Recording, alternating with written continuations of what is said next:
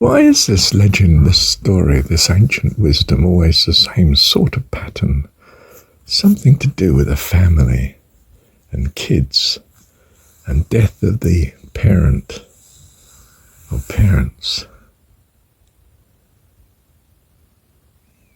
Well, perhaps it's something to do with the fact that it's the one reality that is major and in common for most of us. So it's in terms of the language that we speak, the culture that we've experienced, else we wouldn't hear it. And it is where our basic values seem to stem from, the beginning of us as children. We pick up certain values from our parents. Our parents may die, but somehow they live on in us. He's just like his dad, she's just like her mum. You know, I've got mannerisms of both. I've almost got the understanding of both, in as far as I know them better than many people. I'm not sure who knew my dad best. It even crosses my mind it may have been his aunt, who, being widowed, or, made widowed in effect from the First World War, lived with my granddad's mum. So in a sense he had two mums, didn't he? Aunt Pop. And the aunt was always providing for him, bought him his new house outright, gave him his new car outright. What a beautiful soul she was. Bless her. Bless her. Yeah, bless her, Lord. Aunt Pop. She died in hospital. She had, cancer gradually creeping over the body. Various bits of the body were taken off, leg and breasts, and in the end she died. Yes. This story of what we have to cope with, the ones we love dying, the funeral of when, I won't touch on it too much, mum or dad dies, and it means a lot. Well, we wrestle with that perhaps, and we wrestle with having lost them. We know our values, we want them. We want them in the best light that we've ever seen them to, and perhaps an even better light than that. We want them in heaven, and we want ourselves in heaven. Because that's who we are. At heart, you see, we are loving people. We're the children of God. And he's trying to tell us that by teaching us in this world, revealing to us not what we thought we valued, but what we truly find we value.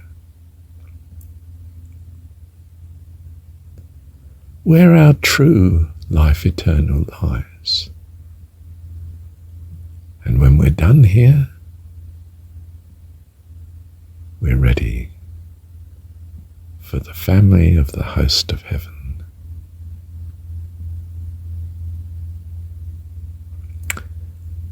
And if you value something else, well, fair enough, but doesn't seem reasonable to me. I value the notion of heaven.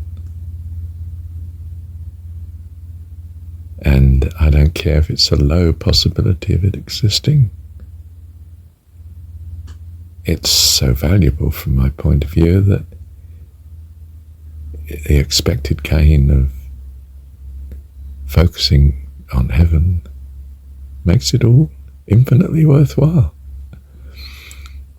As I've said in other places, the small possibility of an infinite gain is still infinite. In expected value, multiply the two together.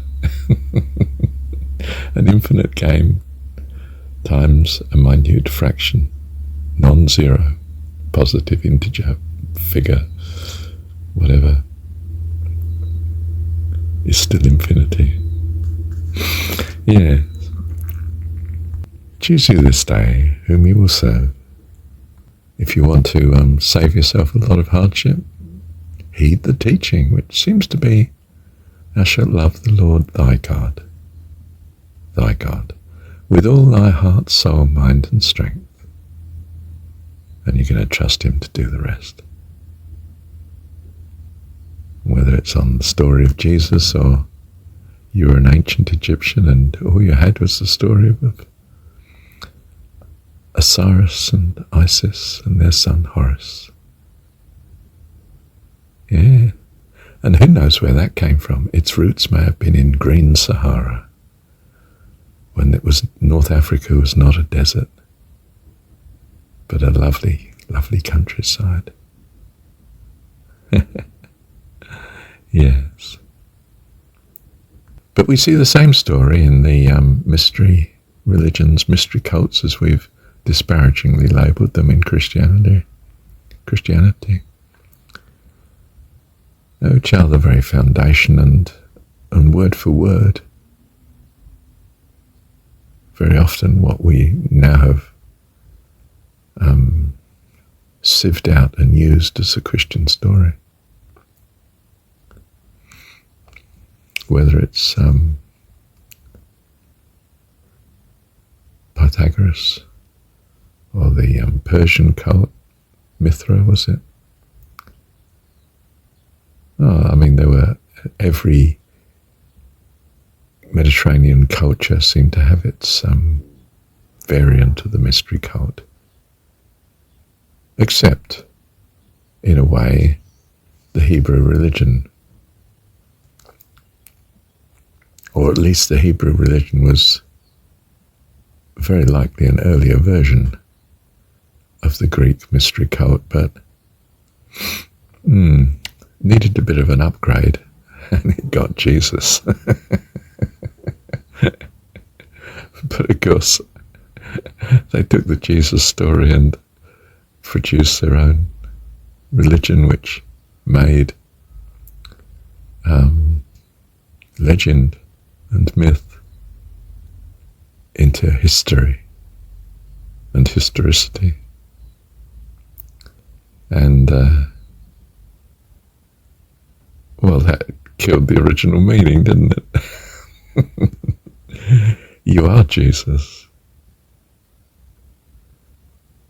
Not that he's sitting in heaven and you might see him in the end. Read the story again. Read the story again. They may be with me where I am. Where am I? I'm in heaven. Where's heaven? In you, within you. It's kingdom of heaven's within you. I mean, it's as blatant as anything in the John Christian story. If you have ears to hear and eyes to see. And most haven't, because they're bewitched by a religion that insists on compliance instead of understanding and relationship. Relationship with God. They settle for relationship with the church instead. But the church is a manufacturer of the religion. And that won't do. You need Jesus, not church. You need the Jesus of Scripture, not the Jesus of Christianity. And if you want understanding as well, then you need the Jesus of John's Gospel. And when you get stuck over the mystery of in the beginning was the Word and the Word was with God, put back the original word logos and you'll know where to find your answer.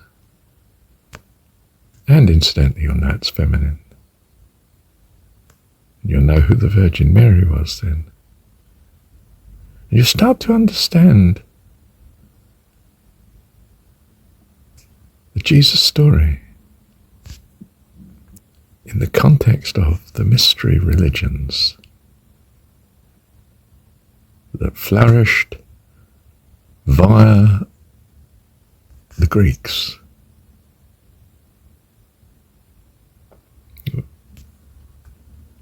And stems from the understanding of ancient Egypt. The same story. Sometimes the same words, virtually. And far from being distressed that the Jesus story is not a history, but a legend, will become all the more meaningful when you realize God has always cared for civilization through whatever religion they had, going right back to ancient Egypt and probably earlier. And that the delivery may have changed, but the story essence hasn't. And you will realize you're Gnostic. And the Christian Church may burn you, of course, as a heretic, but thank God you're in the 21st century and you've got other things to worry about than that sort of problem. The Church is too busy being destroyed by the secular state. Although actually, I mean, if like Constantine you cotton onto it, you can use the Christian religion to in the building up of your empire. Interesting though that he shifted the capital. What an extraordinary thing to do, to Constantinople. It's a big mistake doing that, you know. It's a bit like Akhenaten in ancient Egypt. I don't know, 1300 BC. And he was the first amazing chap. First chap we know where we actually know what he thinks in history, because we've found bits of his poetry and writing and so on. And the first chap, pharaoh only pharaoh, I suppose, to have just one God. And of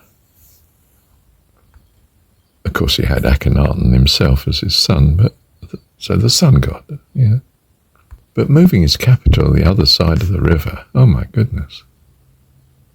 And destroying all the other, suppressing all the other cults, as we would call them, all the other Egyptian religions of the time, which is a sort of unified religion, but not unified, if you know what I mean, the eternal bickering and competition within them. And when he dies, well, they completely obliterate his city and wipe out the record of him from the list of pharaohs even. So we didn't even know he existed until we found some of the stones from his city that had been reused and turned round so you couldn't see the references to him and so on.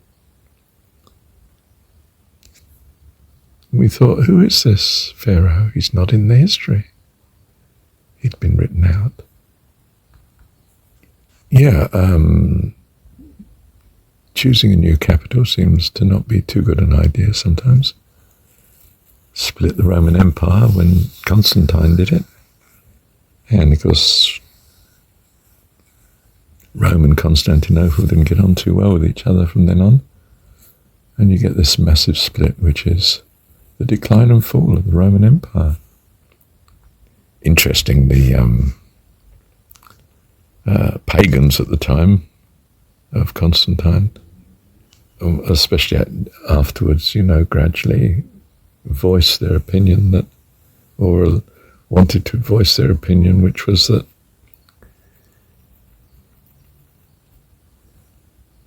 the decline of the Roman Empire was because of Christianity. Things had been good up till that point, was a strongly held view by the pagans. Of course, you should have stuck to the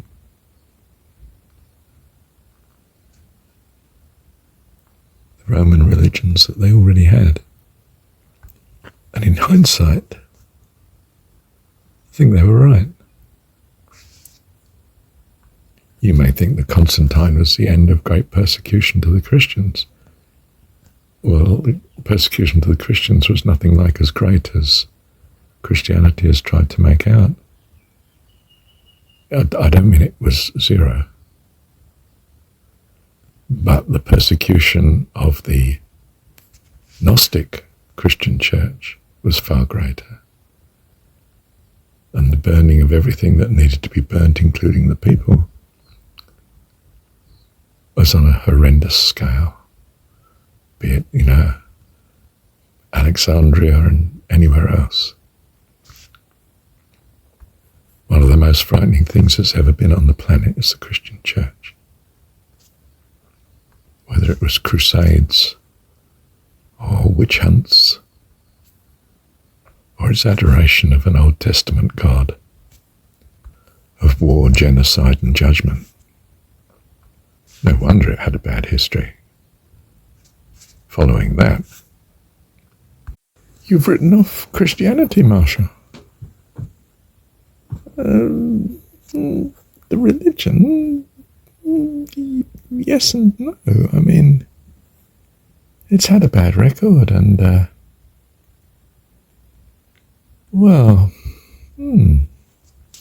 it's not surprising.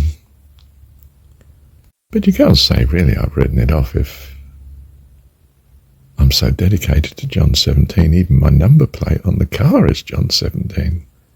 My recordings have an obsession with John's Gospel, John 17. I've written off the literalism, yes, I'm Gnostic. Put me back 2,000 years not 2,000 years, put me back to Roman times. I'm good chance of being killed for being Gnostic. I'm against a misunderstanding of a legend as being made literalistic, of an externalizing of your religion, your relationship to God, to just being a religion,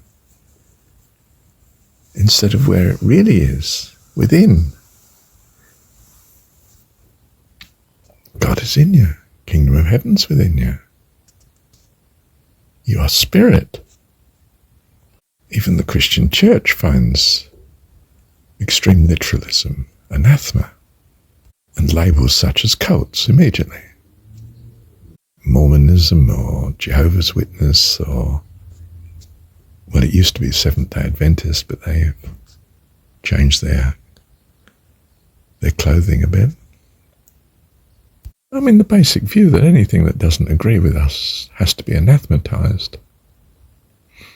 It's not the way to go. It's the foundation of war and desolation.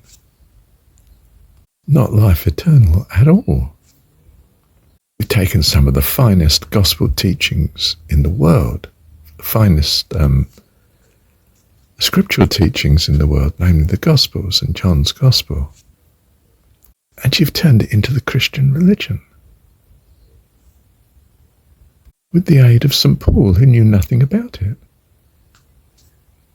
The certitude that the entire Bible is truth, including that fearsome God of the thundering war God of the Old Testament. I might say early Old Testament. He certainly moderated his behaviour through history. as laid out in the Old Testament. And that convenient view for the Constantine Roman Church has set in rigor mortis its theology ever since, such that the evangelical Christian of 20th and 21st century fundamentalist just looks like an errant child of the Catholic Church, airing its frustration against the parent, but still fundamentally of the parent's view. I mean, what else could it have? It hasn't looked at anything else for well over 1,000 years. It's not quite true, of course. The Enlightenment comes from looking at the Greek roots without embracing the Greek religions, which of course were the mystery cults. That was quite an achievement, wasn't it? It's like Marshall, who can read Plato for a year or two, sitting in the reference library, Southend-on-Sea, Essex, England, as a 17, 18-year-old, and not really realise that Plato was an adherent of a religion. There were references to it, which I did notice. You know, reference to the religion of the day, and I just thought, oh, well, he's just, like we did in the 20th century, recognised that there had been a Christianity, but well, it's not worth giving much more than lip service to it occasionally. Well, enough of all this conjecture and so on. Thank you, Dad. Well, yet again I want to add, just before I publish this, it's this shifting of building a new capital. You see, the monarch or the emperor or the pharaoh, he's done a massive U-turn on the culture that he's got control of. It's his life. And I'm having my capital city new, somewhere else. Whether it's the other side of the Nile, or whether it's, you know, from Rome to Constantinople. And instead of the previous acceptance of all the variety of, in the case of Egypt, conflicting cities, one reaching ascendance and then another, and so on, religiously through time.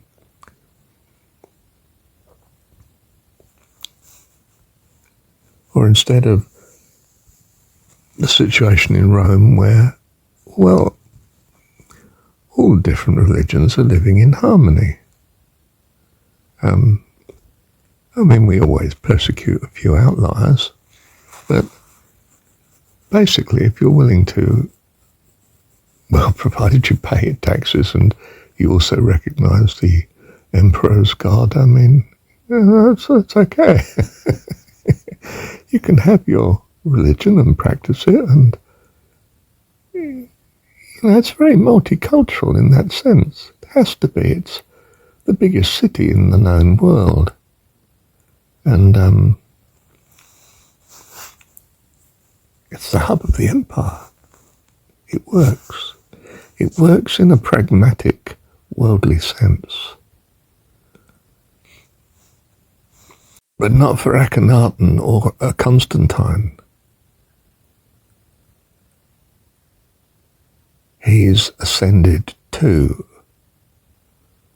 where he wouldn't have been, and he needs his order, and he has the power to impose it. And that is change on a massive scale. I mean, a change that might result in, say, the fall of the Roman Empire, or the reaction against himself, as with Akhenaten's death. Looks like his son Tutankhamun was assassinated, and all memory of the horrible change obliterated from the point of view of the pre-existing order. He's written out the history books. In the case of Rome, it divides and falls. In the case of the British Empire, its locus, its capital of finance, shifts from London to New York. It finds it's warring with its European competitors on its own, divided, so to speak. And but for the self-interest, of course, of the other new half, would have been utterly obliterated. We fear that we live in the age of decline and fall of the Caucasian Empire. And we embrace a multiculturalism, a world multiculturalism, in the hope of the salvation of such, by such.